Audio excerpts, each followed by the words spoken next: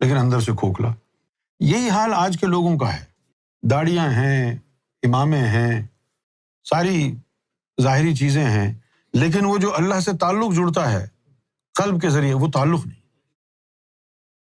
جس دن ہماری سمجھ میں یہ بات آئی تو اس دن ہم نے یہ سوچ لیا کہ بس اللہ کو دکھانا ہے۔ اللہ کہتا ہے ان اللہ لا ينظر الى صورکم واعمالکم ولکن ينظر الى قلوبکم ونیاتکم۔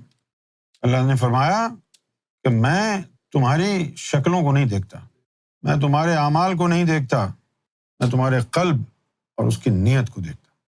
میں یہ بات جب سمجھ میں آ گئی تو اس کے بعد ظاہر کی طرف توجہ نہیں۔ حالانکہ اگر میں آپ کو اپنی پرانی تصویریں دکھاؤں تو میری اتنی بڑی داڑھی تھی،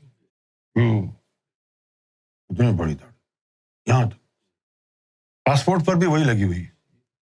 مجھے مسائل بھی پیدا ہوئے، پاسپورٹ پہ اتنی بڑی داڑھی کی تصویر، سرکار سے مل لیا، یہ یعنی ذکر چل گیا، کلین شیو ہو گیا، ایئرپورٹ پہ امیگریشن والوں نے بولا یہ تو تم ہو ہی نہیں۔ میں اس کو بول رہا ہوں بھائی میں ہی ہوں، میں نے داڑھی کٹوا لی ہے۔ مانے نہیں،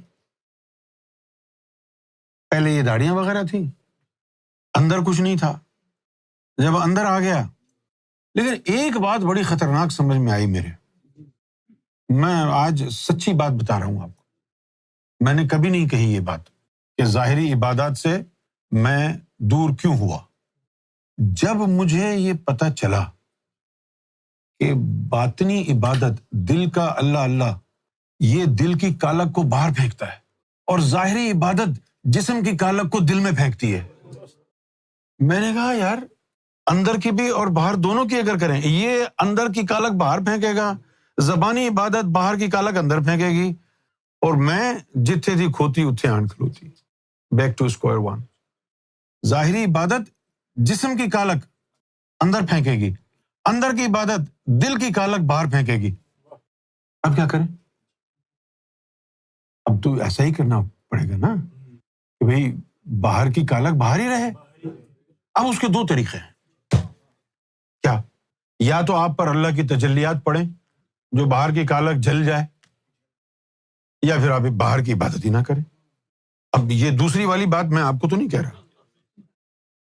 جس دن میری سمجھ میں یہ بات آئی تو میں پھر باہر کی عبادت سے جو ہے، لیکن پھر مجبوراً ایک وقت تک کرتا رہا۔ کب تک؟ کیونکہ سرکار کا فرمان تھا کہ جب تک اپنی آنکھوں سے اپنی ارواح کو، جسوں کو ظاہری عبادت کرتے ہوئے نہ دیکھ لو، جسم کی عبادت بند نہیں کرنا۔